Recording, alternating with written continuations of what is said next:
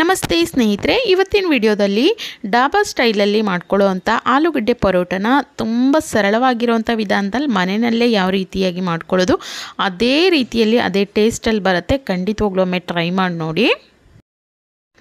ಈ ಒಂದು ಪರೋಟನ ಮಾಡ್ಕೊಳ್ಳೋದಕ್ಕೆ ನಾನಿಲ್ಲಿ 1 ಕಪ್ ಆಗುವಷ್ಟು ಗೋಧಿ ಹಿಟ್ಟನ್ನು ತೊಗೊಂಡಿದ್ದೀನಿ. ಗೋಧಿ ಹಿಟ್ಟಲ್ಲಿ ಕೂಡ ತುಂಬ ರುಚಿಯಾಗಿರುವಂಥ ಪರೋಟನ ಮಾಡ್ಕೊಳ್ಬೋದು. ಅಥವಾ ನಾವು ಮೈದಾ ಹಿಟ್ಟನ್ನು ಬಳಸಿ ಮಾಡ್ಕೊಳ್ತೀವಿ ಅಂದರೆ ನೀವು ಗೋಧಿ ಹಿಟ್ಟಿನ ಬದಲಾಗಿ ಮೈದಾ ಹಿಟ್ಟು ಕೂಡ ತೊಗೊಳ್ಬೋದು. ತುಂಬ ನುಣುವಾಗಿರುವಂಥ ಅಂದರೆ ತುಂಬ ನೈಸಾಗಿರುವಂಥ ಗೋಧಿ ಹಿಟ್ಟನ್ನು ತೊಗೊಳ್ಳಿ. ತುಂಬ ಸಾಫ್ಟಾಗಿ ತುಂಬ ಉಬ್ಬಿ ಬರೋ ರೀತಿ ಪರೋಟ ಅನ್ನೋವಂಥದ್ದು ಬರುತ್ತೆ. ಇನ್ನು ಇದಕ್ಕೆ ರುಚಿಗೆ ತಕ್ಕಷ್ಟು ಉಪ್ಪನ್ನು ಹಾಕ್ಬಿಟ್ಟು ಒಮ್ಮೆ ಕಲಿಸ್ಕೊಳ್ತಾ ಇದ್ದೀನಿ. ಆ ನಂತರ ಸ್ವಲ್ಪನೇ ನೀರು ಹಾಕ್ತಾ ಇದನ್ನು ನಾವು ಚಪಾತಿ ಹಿಟ್ಟಿನ ಹದಕ್ಕೆ ಕಲಿಸ್ಕೊಳ್ಬೇಕು. ನಾವು ಮೊದಲೇ ಎಣ್ಣೆ ಹಾಕಿ ಕಲಿಸ್ಕೊಳ್ಬಾರ್ದು. ಮೊದಲು ಬರೀ ನೀರು ಹಾಕ್ಬಿಟ್ಟು ಈ ರೀತಿ ಹಿಟ್ಟನ್ನು ಕಲಿಸ್ಕೊಳ್ಬೇಕು. ಈ ರೀತಿ ಕಲಸಿಟ್ಕೊಂಡಿರುವಂಥ ಹಿಟ್ಟೇನಿರುತ್ತೆ, ಈ ಒಂದು ಹಿಟ್ಟಿಗೆ ಈ ಸಮಯದಲ್ಲಿ ಮೇಲ್ಗಡೆ ಸ್ವಲ್ಪ ಜಾಸ್ತಿ ಪ್ರಮಾಣದಲ್ಲಿ ಏನು ಬೇಡ, 1 ಟೇಬಲ್ ಸ್ಪೂನ್ ಆಗೋಷ್ಟು ಎಣ್ಣೆಯನ್ನು ಹಾಕ್ಕೊಂಡ್ರೆ ಸಾಕು. ಈ ರೀತಿ ಎಣ್ಣೆ ಹಾಕಿಬಿಟ್ಟು ಒಮ್ಮೆ ಅದನ್ನು ಈ ರೀತಿ ಚೆನ್ನಾಗಿ ಕಲಿಸ್ಕೊಳ್ಳಿ. ಅಂದರೆ ಮೇಲೆಲ್ಲ ಚೆನ್ನಾಗಿ ಎಣ್ಣೆ ಹಿಡಿಬೇಕು. ಆ ನಂತರ ಇದನ್ನು ಮುಚ್ಚಿಟ್ಬಿಟ್ಟು ಒಂದು 20 ನಿಮಿಷ ಅಥವಾ ಒಂದು ಅರ್ಧ ಗಂಟೆ ನೆನೆಯಲಿಕ್ಕೆ ಬಿಡಿ. ಈ ರೀತಿ ನೆನೆಸ್ಕೊಳ್ಳೋದ್ರಿಂದ ಪರೋಟ ಅನ್ನೋವಂಥದ್ದು ತುಂಬ ಸಾಫ್ಟಾಗಿ ಬರುತ್ತೆ. ಜೊತೆಗೆ ಚೆನ್ನಾಗಿ ಉಬ್ಬಿ ಬರೋ ರೀತಿ ಪರೋಟಗಳು ಅನ್ನೋವಂಥದ್ದು ಬರುತ್ತೆ. ಇನ್ನು ನಾವಿಲ್ಲಿ ಆಲೂಗಡ್ಡೆ ಪರೋಟ ಮಾಡ್ತಾ ಇರೋದ್ರಿಂದ ನಾನಿಲ್ಲಿ ಒಂದು 6ರಿಂದ 7 ಆಲೂಗಡ್ಡೆನ ಬೇಯಿಸಿ ಅದರ ಸಿಪ್ಪೆ ತೆಗೆದಿಟ್ಕೊಂಡಿದ್ದೀನಿ. ಅದನ್ನು ಮೊದಲು ಚಾಕುವಿಂದ ಈ ರೀತಿ ಕಟ್ ಮಾಡಿಕೊಂಡು ಆ ನಂತರ ನೋಡಿ ಈ ರೀತಿ ಸ್ಮ್ಯಾಶ್ ಮಾಡ್ಕೊಳ್ತಾ ಇದ್ದೀನಿ. ಈ ರೀತಿ ಮಾಡ್ಕೊಳ್ಳೋದ್ರಿಂದ ಗಂಟುಗಳೆಲ್ಲೂ ಉಳಿಯೋದಿಲ್ಲ, ತುಂಬ ಸಾಫ್ಟಾಗಿ ಬರುತ್ತೆ. ಜೊತೆಗೆ ನಮಗೆ ಲಟ್ಸೋವಂಥ ಸಮಯದಲ್ಲಿ ಅಲ್ಲಲ್ಲಿ ಗಂಟುಗಳು ಸಿಗೋದಿಲ್ಲ.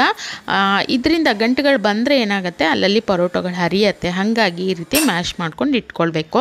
ಆಲೂಗಡ್ಡೆನ ಪಕ್ಕಕ್ಕೆ ಇಟ್ಕೊಳ್ತಾ ಇದ್ದೀನಿ. ಇನ್ನು ಈ ಕಡೆ ಒಂದು ಮಿಕ್ಸಿ ಜಾರಿಗೆ ಒಂದು ಚಿಕ್ಕ ತುಂಡಾಗುವಷ್ಟು ಶುಂಠಿನ ಹಾಕ್ಕೊಳ್ತಾ ಇದ್ದೀನಿ. ಆನಂತರ ಒಂದು ಬೆಳ್ಳುಳ್ಳಿನ ಈ ರೀತಿ ಬಿಡಿಸ್ಬಿಟ್ಟು ಹಾಕ್ಕೊಳ್ತಾ ಇದ್ದೀನಿ. ನೀವು ಬೇಕಿತ್ತು ಅಂದರೆ ಸಿಪ್ಪೆ ಕೂಡ ತೆಗೆದು ಹಾಕ್ಕೊಳ್ಬೋದು. ನಾನು ಹಾಗೆಯೇ ಸಿಪ್ಪೆ ಸಮೇತ ಹಾಕ್ಕೊಳ್ತಾ ಇದ್ದೀನಿ.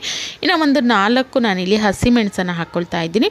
ಒಂದು 7ರಿಂದ 8 ಕರಿಬೇವಿನ ಎಲೆಗಳನ್ನು ತೊಳೆದು ಹಾಕ್ಕೊಳ್ತಾ ಇದ್ದೀನಿ. ಒಂದು 1/4 ಟೀ ಸ್ಪೂನ್ ಆಗುವಷ್ಟು ಜೀರಿಗೆ, ಇದಷ್ಟನ್ನು ಹಾಕಿಬಿಟ್ಟು ನೀರೇನು ಹಾಕ್ದಲೇ ಇದನ್ನು ನೋಡಿ ಈ ರೀತಿ ತರಿಯಾಗಿ ರುಬ್ಕೊಳ್ಬೇಕು. ನೀರು ಹಾಕಬಾರ್ದು. ಹಾಗೆಯೇ ನಾವು ಇದನ್ನು ರುಬ್ಬಿ ಈ ರೀತಿ ಪೇಸ್ಟ್ ಮಾಡಿ ಇಟ್ಕೊಳ್ಬೇಕು. ಇನ್ನು ಈ ಕಡೆ ಒಂದು ಬಾಣಲಿನ ಬಿಸಿಗೆ ಇಟ್ಕೊಂಡಿದ್ದೀನಿ. ಅದರಲ್ಲಿ ನಾನು ಒಂದು 2ರಿಂದ 3 ಟೀ ಸ್ಪೂನ್ ಆಗುವಷ್ಟು ಎಣ್ಣೆನ ಹಾಕ್ಕೊಳ್ತಾ ಇದ್ದೀನಿ. ಎಣ್ಣೆ ಏನು ಜಾಸ್ತಿ ಬೇಕಾಗೋದಿಲ್ಲ, ನೋಡಿ ಇಷ್ಟು ಎಣ್ಣೆ ಆದರೆ ಸಾಕಾಗುತ್ತೆ. ಇದಕ್ಕೆ ನಾನಿಲ್ಲಿ ಒಂದು 1/4 ಟೀ ಸ್ಪೂನ್ ಆಗುವಷ್ಟು ಜೀರಿಗೆನ ಹಾಕ್ಕೊಳ್ತಾ ಇದ್ದೀನಿ. ಜೀರಿಗೆನ ನೋಡ್ಕೊಂಡು ಹಾಕ್ಕೊಳ್ಳಿ. ನಾವು ಮೊದಲೇ ಸ್ವಲ್ಪ ರುಬ್ಕೊಳ್ಳೋದಕ್ಕೂ ಕೂಡ ಹಾಕ್ಕೊಂಡಿದ್ದೀವಲ್ಲ, ಹಾಗಾಗಿ ಸ್ವಲ್ಪ ಕಡಿಮೆ ಪ್ರಮಾಣದಲ್ಲಿ ಜೀರಿಗೆನ ಹಾಕ್ಕೊಳ್ಬೇಕು. ಆ ನಂತರ ಮೊದಲೇ ನಾವು ಏನು ಪೇಸ್ಟ್ ಮಾಡಿ ಇಟ್ಕೊಂಡಿದ್ವಲ್ಲ ನೋಡಿ ಹಸಿಮೆಣಸಿನ್ಕಾಯಿದು, ಆ ಒಂದು ಪೇಸ್ಟನ್ನು ಹಾಕ್ಬಿಟ್ಟು ಸ್ವಲ್ಪ ಹಸಿ ವಾಸನೆ ಹೋಗೋವರೆಗೂ ಇದನ್ನು ಫ್ರೈ ಮಾಡ್ಕೊಳ್ಬೇಕು. ಎಣ್ಣೆಯಲ್ಲಿ ಚೆನ್ನಾಗಿ ಬಾಡಿಸ್ಕೊಳ್ಬೇಕು. ನೋಡಿ ಇದು ಹಸಿ ವಾಸನೆ ಎಲ್ಲ ಹೋಗಿದೆ, ಚೆನ್ನಾಗಿ ಫ್ರೈ ಕೂಡ ಆಗಿದೆ. ಈ ಸಮಯದಲ್ಲಿ ನಾನು ಮೊದಲೇ ಏನು ಸ್ಮ್ಯಾಶ್ ಮಾಡಿ ಇಟ್ಕೊಂಡಿದ್ನಲ್ಲ ಒಂದು ಆಲೂಗಡ್ಡೆ, ಅದನ್ನು ಕೂಡ ಹಾಕ್ಕೊಳ್ತಾ ಇದ್ದೀನಿ. ತುಂಬ ಸಾಫ್ಟಾಗಿ ಆಗಿದೆ ಅಂತಲೇ ಹೇಳ್ಬೋದು ಸ್ಮ್ಯಾಶ್ ಮಾಡಿ ಇಟ್ಕೊಂಡಿರೋದ್ರಿಂದ. ಇದನ್ನು ಹಸಿ ಮೆಣಸಿನ್ಕಾಯಿ ಮಿಶ್ರಣ ಏನು ಮಾಡ್ಕೊಂಡಿದ್ವಲ್ಲ ಇದರೊಟ್ಟಿಗೆ ಚೆನ್ನಾಗಿ ಮಿಕ್ಸ್ ಮಾಡ್ಕೊಳ್ಬೇಕು. ಆನಂತರ ಇದಕ್ಕೆ ಡ್ರೈ ಮಸಾಲೆಗಳನ್ನು ಹಾಕ್ಕೊಳ್ಳೋಣ. ಒಂದು 1/4 ಟೀ ಸ್ಪೂನ್ ಆಗುವಷ್ಟು ಅರಿಶಿಣದ ಪೌಡ್ರ್ ಸೇರಿಸ್ಕೊಳ್ತಾ ಇದ್ದೀನಿ. 1 ಟೀ ಸ್ಪೂನ್ ಆಗುವಷ್ಟು ಅಚ್ಕಾರದ ಪುಡಿ ಸೇರಿಸ್ಕೊಳ್ತಾ ಇದ್ದೀನಿ. 1 ಟೀ ಸ್ಪೂನ್ ಆಗುವಷ್ಟು ಧನಿಯಾ ಪೌಡ್ರು, ಆನಂತರ ಸ್ವಲ್ಪ ಗರಂ ಮಸಾಲ, ಸ್ವಲ್ಪ ಚಾಟ್ ಮಸಾಲ ಸೇರಿಸ್ಕೊಳ್ಳಿ, ತುಂಬ ರುಚಿಯಾಗಿ ಬರುತ್ತೆ. ಜೊತೆಗೆ ಸ್ವಲ್ಪ ನಾನಿಲ್ಲಿ ಕಸೂರಿ ಮೇಥಿನೂ ಹಾಕ್ಕೊಳ್ತಾ ಇದ್ದೀನಿ. ರುಚಿಗೆ ತಕ್ಕಷ್ಟು ಉಪ್ಪು. ನೀವು ಕಸೂರಿ ಮೇಥಿ ಮತ್ತು ಈ ಒಂದು ಚಾಟ್ ಮಸಾಲ ಏನಿದೆ ಅದನ್ನು ಹಾಕ್ಕೊಳ್ಳೋದ್ರಿಂದ ನಿಮಗೆ ಡಾಬಾ ಸ್ಟೈಲಲ್ಲೇ ಬರುತ್ತೆ. ಆ ಒಂದು ಸ್ಮೆಲ್ ಅನ್ನೋವಂಥದ್ದು ಹಾಗೆ ಇರುತ್ತೆ. ರುಚಿ ಕೂಡ ನಿಮಗೆ ಡಾಬಾದಲ್ಲಿ ಏನು ಪರೋಟ ಕೊಡ್ತಾರಲ್ಲ ಅದೇ ಟೇಸ್ಟ್ ಇರುತ್ತೆ.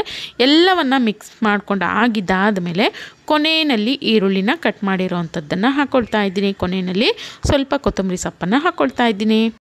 ನೋಡಿ ಈರುಳ್ಳಿನ ನಾವು ಮೊದಲೇ ಎಣ್ಣೆಯಲ್ಲಿ ಹುರ್ಕೊಂಡು ಹಾಕ್ಕೊಂಡ್ಬಿಟ್ರೆ ನಮ್ಗೆ ಮಾಮೂಲಿ ಆಲೂಗಡ್ಡೆ ಪಲ್ಯ ಏನಿರುತ್ತೆ ಅದೇ ಟೇಸ್ಟ್ ಬರುತ್ತೆ. ಈ ರೀತಿ ಪರೋಟ ಟೇಸ್ಟ್ ಬರೋದಿಲ್ಲ. ಹಾಗಾಗಿ ಕೊನೆಯಲ್ಲಿ ಹಾಕೋದ್ರಿಂದ ರುಚಿ ಚೆನ್ನಾಗಿರುತ್ತೆ. ಟೇಸ್ಟ್ ಸ್ವಲ್ಪ ಡಿಫ್ರೆಂಟ್ ಕೂಡ ಬರುತ್ತೆ ನಿಮಗೆ.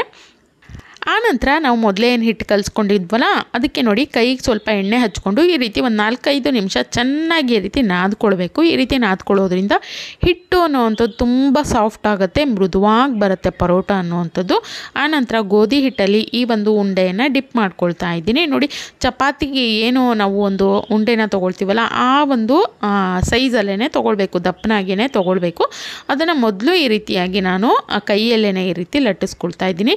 ನಮಗೆ ಲಟ್ಟಣ ನನಗೇನು ಬೇಕಾಗೋದಿಲ್ಲ, ಕೈಯಲ್ಲೇ ನೋಡಿ ಈ ರೀತಿ ಪ್ರೆಸ್ ಮಾಡ್ತಾ ಹೋದರೆ ಸ್ವಲ್ಪ ಅಗಲ ಆಗುತ್ತೆ.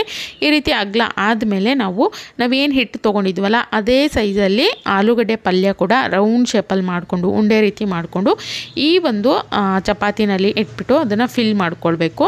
ನಾವು ಮಾಮೂಲಿ ಈ ಒಂದು ಹೋಳಿಗೆ ಎಲ್ಲ ಮಾಡೋದಕ್ಕೆ ಫಿಲ್ ಮಾಡ್ಕೊಳ್ತೀವಲ್ಲ ಅದೇ ರೀತಿಯಾಗಿ ಹಿಟ್ಟಿನ ಮೇಲ್ಗಡೆ ನಾವು ಮಾಡ್ಕೊಂಡಿರೋವಂಥ ಆಲೂಗಡ್ಡೆ ಪಲ್ಯನ ಇಟ್ಬಿಟ್ಟು ಈ ರೀತಿ ನೀಟಾಗಿ ಕ್ಲೋಸ್ ಮಾಡ್ಕೊಳ್ಬೇಕು. ಆನಂತರ ಮತ್ತೆ ಸ್ವಲ್ಪ ಒಣ ಹಿಟ್ಟನ್ನು ಹಾಕ್ಕೊಂಡು ಅಂದರೆ ಗೋಧಿ ಹಿಟ್ಟು ಹಾಕ್ಕೊಂಡು ಈ ರೀತಿ ಕೈಯಿಂದಲೇ ಲಟ್ಟಿಸ್ತಾ ಹೋಗಬೇಕು. ನಾವು ಇಲ್ಲಿ ಯಾವುದೇ ಲಟ್ಟಣಿಗೆಯಿಂದ ಲಟ್ಟಿಸ್ಕೊಳ್ಳುವಂಥ ಅವಶ್ಯಕತೆ ಇಲ್ಲ, ಕೈಯಲ್ಲೇ ಈ ರೀತಿ ತಟ್ಕೊಳ್ಳೋದ್ರಿಂದ ನೀಟಾಗಿ ಅಗಲ ಆಗುತ್ತೆ. ಆನಂತರ ಮೇಲ್ಗಡೆ ಎಣ್ಣೆ ಹಾಕಿಬಿಟ್ಟು ಚಪಾತಿ ರೀತಿಯೇ ಸುಟ್ಕೊಳ್ಬೇಕು. ಫ್ಲೇಮನ್ನು ಮೊದಲು ಲೋ ಫ್ಲೇಮಲ್ಲಿ ಇಟ್ಕೊಂಡು ಆಮೇಲೆ ಹೈ ಫ್ಲೇಮಲ್ಲಿ ಈ ರೀತಿ ಬೇಯಿಸ್ತಾ ಹೋದರೆ ಈ ಒಂದು ಪರೋಟ ಅನ್ನೋವಂಥದ್ದು ತುಂಬ ಉಬ್ಬಿ ಬರುತ್ತೆ. ನೋಡಿ ಕಲರ್ ಯಾವ ರೀತಿಯಾಗಿ ಬಂದಿದೆ ನೀವೇ ನೋಡ್ಬೋದು, ತುಂಬ ಚೆನ್ನಾಗಿ ಬಂದಿದೆ, ಒಳ್ಳೆ ಕೆಂಪು ಬಣ್ಣ ಬಂದಿದೆ ಅಂತಲೇ ಹೇಳ್ಬೋದು. ಇದೇ ರೀತಿಯಾಗಿ ಉಳಿದಿರೋವಂಥ ಎಲ್ಲ ಪರೋಟಗಳನ್ನು ನಾನು ಮಾಡ್ಕೊಳ್ತಾ ಇದ್ದೀನಿ.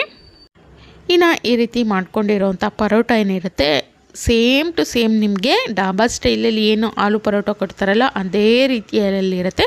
ಇದಕ್ಕೆ ನೀವು ಉಪ್ಪಿನಕಾಯಿ ಹಾಕ್ಕೊಳ್ಬೋದು ಅಥವಾ ಕಾಯಿ ಚಟ್ನಿ ಮಾಡ್ಕೊಳ್ಬೋದು ಅಥವಾ ಹಾಗೆ ಕೂಡ ತಿನ್ಬೋದು, ತುಂಬ ರುಚಿಯಾಗಿರುತ್ತೆ. ಅಥವಾ ಈ ರೀತಿ ಬೆಣ್ಣೆ ತುಪ್ಪ ಏನಾದರೂ ಹಾಕ್ಕೊಂಡು ಟೇಸ್ಟ್ ಮಾಡ್ಬೋದು, ತುಂಬ ಅಂದರೆ ತುಂಬ ರುಚಿಯಾಗಿರುತ್ತೆ.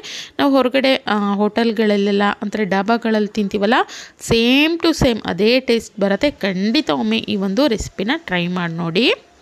ಇನ್ನು ನೋಡಿ ಇಲ್ಲಿ ಒಂದು ನಾನು ಓಪನ್ ಮಾಡಿ ಕೂಡ ತೋರಿಸ್ತಾ ಇದ್ದೀನಿ ನಿಮಗೆ ಒಳಗಡೆ ಯಾವ ರೀತಿಯಾಗಿ ಬಂದಿದೆ ಅಂಥೇಳಿ. ಪಲ್ಯ ಎಲ್ಲ ಹಾಕಿದ್ವಲ್ಲ ಎಷ್ಟು ನೀಟಾಗಿ ಎಲ್ಲ ಕಡೆಯೂ ಸ್ಪ್ರೆಡ್ ಆಗಿದೆ ಮತ್ತು ಲೇಯರ್ ನೋಡ್ಬೋದು ನೀವು, ತುಂಬ ದಪ್ಪನಾಗಿಲ್ಲ, ಒಂದು ಹದದಲ್ಲಿ ಬಂದಿದೆ.